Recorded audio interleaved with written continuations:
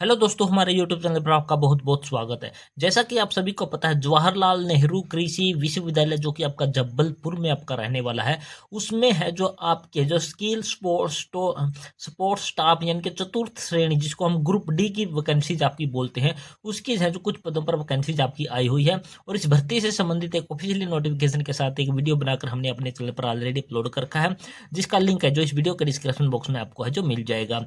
आज हम इस वीडियो के माध्यम से आपने जो इसका ऑफलाइन एप्लीकेशन फॉर्म है जो कि आपकी चतुर्थ श्रेणी के ग्रुप डी की पोस्ट के लिए आपने है जो जवाहरलाल नेहरू कृषि विश्वविद्यालय जबलपुर के लिए आपने किस प्रकार से अप्लाई करना, पूरा प्रोसेस इस वीडियो के माध्यम से आपको है जो करके दिखाने वाले हैं।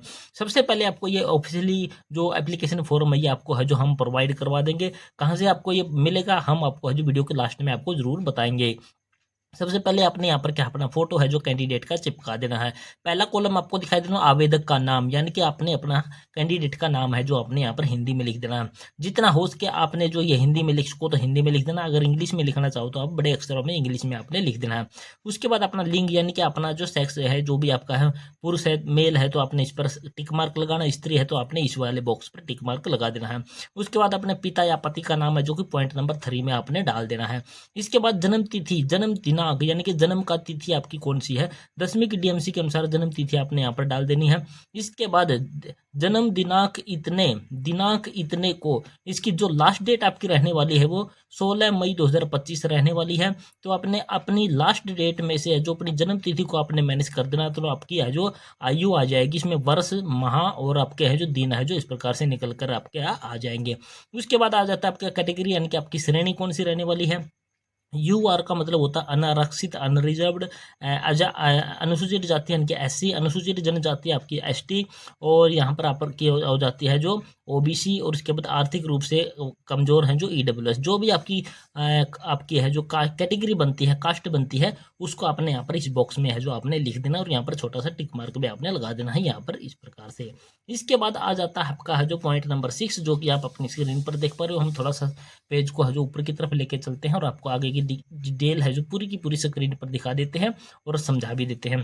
पॉइंट नंबर 6 आपका है, क्या आप मध्य प्रदेश के मूल निवासी अगर हैं तो आपने हाँ लिखना, अदरवाइज आपने यहाँ पर ना लिख देना। अदर स्टेट वाले जितने भी कैंडिडेट हैं वो अप्लाई करेंगे तो वो जनरल कैटेगरी में ही उन्होंने अप्लाई करना है।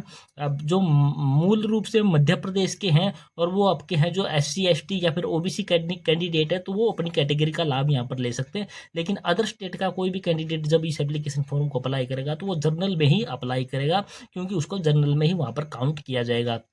इसके बाद आ जाता है आपको पॉइंट नंबर 7, स्थायी पता यानी कि परमानेंट एड्रेस। स्थायी पता आपका वो होता है जहां पर आप अपनी परिवार के साथ रहते हो। तो आपने यहाँ पर अपना जिला, प्रदेश या पिन कोड इस प्रकार से लिख देना, जैसे कि डाक व गांव व डाक का नाम हमने यहाँ पर लिख दिया, अपना जिला लिख दिया, अपना राज्य का नाम लिख दिया, और पिन कोड हमने यहाँ पर पूरा का पूरा है जो आपने लिख देना है। इसके बाद पॉइंट नंबर 8 आपका पत्राचार का व्यवहार, कोरस्पोंडेंस एड्रेस। इसका मतलब है कि आपका रहने वाले तो कहीं और के और किसी काम के सिलसिले में दूसरी जगह पर रहते हो और वहीं पर इसका जो एडमिट कार्ड वगैरह प्राप्त करना चाहते हो तो वो वाला एड्रेस आप लिख सकते हो। अगर आप एक ही जगह पर रह रहे हो तो ये वाला एड्रेस और ये वाला एड्रेस आपके दोनों के दोनों सेम आपके हो सकते हैं। इसके बाद आता है पॉइंट नंबर 9, जो कि आपका मोबाइल नंबर का है। इसके बाद पॉइंट नंबर 10 आपका रहने वाला है रोजगार कार्यालय का नाम तथा जीवित पंजीयन क्रमांक। इसका मतलब है कि अगर आपने एम्प्लॉयमेंट ऑफिस में अपना रजिस्ट्रेशन करवा रखा है तो उस ऑफिस का नाम और उसका जो रजिस्ट्रेशन नंबर आपने है जो यहाँ पर लिखना है। अगर आपके पास नहीं है तो आपने इस प्रकार नहीं लिख देना, या फिर लागू नहीं, या फिर NA नॉट अवेलेबल आपने इस प्रकार से लिख देना है। इसके बाद आ जाता है आपका पॉइंट नंबर जो कि 11 रहने वाला है, आप अपनी स्क्रीन पर देख पा रहे हो। यहाँ पर 11वें पॉइंट में सेक्शन की योग्यता की बात हो रही है। सेक्शन की योग्यता की बात करें तो आपने यहाँ पर क्रमांक दिखाई देने वाला है। यहाँ पर परीक्षा का नाम आपकी 10वीं 12वीं ग्रेजुएशन जो भी है वो उस परीक्षा का नाम आपने यहाँ पर लिख देना है। इसके बाद विषय के कॉलम बहुत ही छोटे छोटे यहाँ पर लिखे हुए हैं। तो यहाँ पर H हिंदी के लिए, E इंग्लिश के लिए, M मैथ के लिए, SCI साइंस के लिए और SS सोशल साइंस के लिए। इस प्रकार से आपने छोटा छोटा करके आपने इसको लिख देना, क्योंकि इसमें कॉलम है जो बहुत छोटा है जो दिया गया। उत्तीर्ण करने का वर्ष, यानी कि आपने जो 10वीं कक्षा कौन से साल में पास किया है उस वर्ष का नाम यहाँ पर जो वर्ष लिख देना।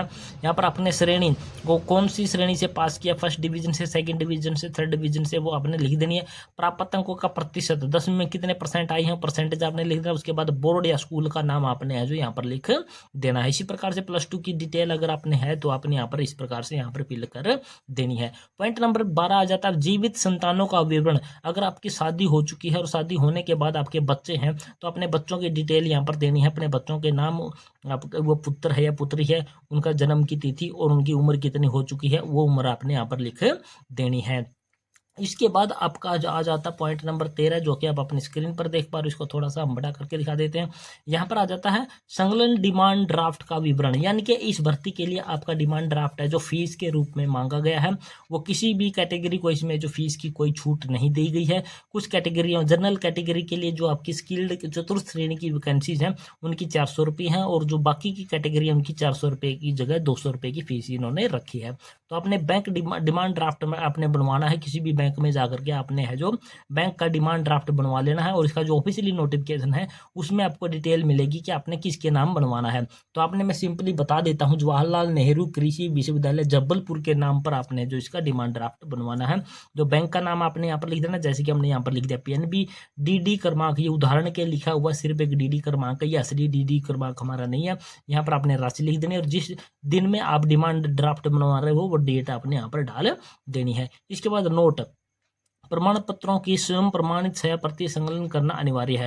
यानी कि जितने भी डॉक्यूमेंट इस एप्लीकेशन फॉर्म के साथ आप लगाओगे उनकी सेल्फ अटेस्टेड कॉपी आपने लगानी है। कौन कौन से संकलन प्रमाण पत्रों की सूची आप लगाने वाले हो वो आपने इस प्रकार से लिख देना है। जैसे कि हम नंबर 1 पर 10th की DMC हम लगा रहे हैं, नंबर 2 पर लगा रहे हैं हम यहाँ पर आधार कार्ड की कॉपी लगा रहे हैं, तीसरे नंबर पर हम रेजिडेंशियल सर्टिफिकेट की कॉपी लगा रहे हैं, चौथे नंबर पर हम यहाँ पर है जो डिमांड ड्राफ्ट है, जो ओरिजिनल डिमांड ड्राफ्ट आपने इसके साथ में भेजना है, और उसकी कॉपी है जो आपने अपने पास है जो रख लेनी है। इसके अलावा 10वीं के बाद अगर आपके पास 12वीं है, ग्रेजुएशन है, कोई भी क्वालिफिकेशन है उसको वह यहाँ पर अटैच कर सकते हो, और उसकी कॉपी आपने इसके साथ में जो लगा देनी है। तो ये पहला पेज आपका यहाँ पर हो जाता है क्लियर। इसके बाद आ जाता है इसका point page number 2। Page number 2 पर आपको यहाँ पर कुछ नहीं मिलेगी, सिर्फ यह घोषणा आपको देखने को मिलेगी जो कि आपका घोषणा पत्र है। यहाँ पर अपना कैंडिडेट ने नाम लिख देना है। उसके बाद आपने, अगर आप पुत्र हो तो यहाँ पर क्लिक मारना है, पुत्री हो तो यहाँ पर, और पत्नी हो तो यहाँ पर क्लिक मारना है, और उसके बाद अपने फादर या हस्बैंड का नाम आपने यहाँ पर लिख देना है। इसके बाद दिनांक, जिस दिन भी एप्लीकेशन फॉर्म फिल कर रहे हो वो डेट लिख देनी है, अपने स्थान का नाम लिख देना है, यहाँ पर अपना पूरा नाम लिख देना, और यहाँ पर अपने सिग्नेचर है जो आपने कर देने हैं।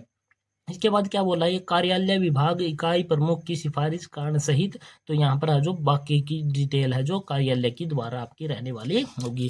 तो ये 2 पेज का आपका है जो चतुर्थ श्रेणी का एक एप्लीकेशन फॉर्म है। सारे डॉक्यूमेंट आपने सेल्फ टेस्ट लगाना है, डिमांड ड्राफ्ट आपने ओरिजिनल भेजना है। इसके बाद आपने इसको भेजना किस प्रकार से, वो भी एक तरीका है जो आपका भेजने का है, वो आपको यहाँ पर बताते हैं। अब एक बात और बता देता हूँ, इसके साथ जो छोटा लिफाफा की डिमांड होती है वो छोटा लिफाफा इसके साथ भेजने की कोई ज़रूरत नहीं, क्योंकि एप्लीकेशन फॉर्म में कहीं पर भी ऐसा, नोटिफिकेशन में कहीं पर भी ऐसा नहीं लिखा कि आपने छोटा लिफाफा साथ में भेजना है कि नहीं भेजना है, क्योंकि वो पहले से आपसे क्या ले रहे हैं, फीस ले रहे हैं। तो इसका मतलब वो एप्लीकेशन जो छोटे वाला लिफाफा का अरेंजमेंट है वो खुद से करेंगे, और उसका एडमिट कार्ड के रूप में आपको भेज दिया जाएगा। तो बड़े वाला लिफाफा जिसमें ये एप्लीकेशन फॉर्म आपने भेजना, वो किस प्रकार से तैयार करना वो आप यहाँ पर देख सकते हो। Application for the post of, आपने यहाँ पर क्या लिखना, पोस्ट ऑफ के बाद लिखना स्किल्ड सपोर्टिंग स्टाफ, यहाँ पर इस प्रकार से लिख देना। उसके बाद एंड के बाद अपनी कैटेगरी जो भी आपकी है, जर्नल है तो UR लिखना है, SC है, ST है, OBC है, EWS है, जो भी कैटेगरी आपने यहाँ पर है जो लिख देनी है।